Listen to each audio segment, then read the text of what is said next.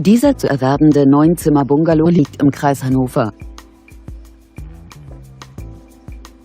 Das Objekt ist barrierefrei zugänglich.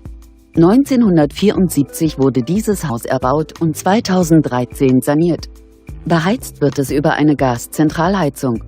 Das Gebäude verfügt über eine Einliegerwohnung, einen Keller und 3 Garagenparkplätze. Es hat 6 Schlafzimmer, 5 Badezimmer und eine Gästetoilette.